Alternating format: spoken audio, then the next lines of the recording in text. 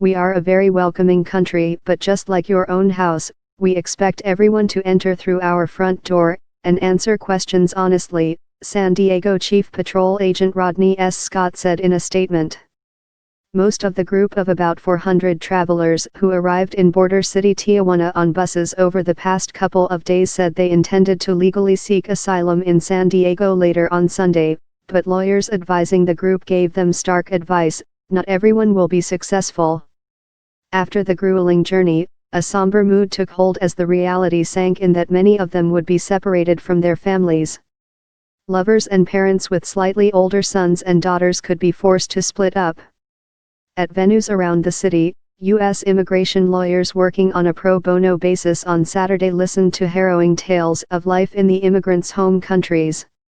The lawyers advised which cases had higher chances of passing the credible fear test required to enter the long and often difficult U.S. asylum process, said immigrant rights organization Al Otro Lado, Spanish for on the other side. A lot will depend on how well they can articulate their case, said one of the pro bono lawyers, who preferred to remain anonymous. The rest were advised to stay put in Mexico, which would remove the risk that U.S. authorities fly them the more than 2,000 miles, 3,600 kilometers, back home. We'll wait and see, said Brian Garcia, from Honduras, seated beside a 4-year-old Nicole, who was eating a strawberry biscuit as they waited for her mother to come out of a meeting with a lawyer. Nicole and her mother are from El Salvador. They befriended Garcia along the caravan's journey and the adults had fallen for each other.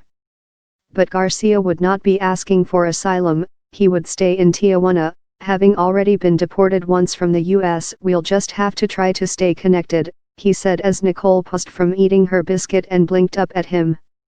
Trump has been pressuring Mexico to stop the migrants before they reached the border, linking the future of the North American Free Trade Agreement, NAFTA, to Mexican efforts to stem the flow of Central Americans.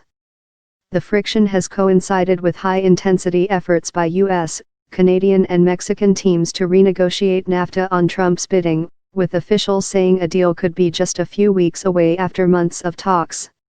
Mexico deports tens of thousands of Central Americans every year back across its southern border with Guatemala.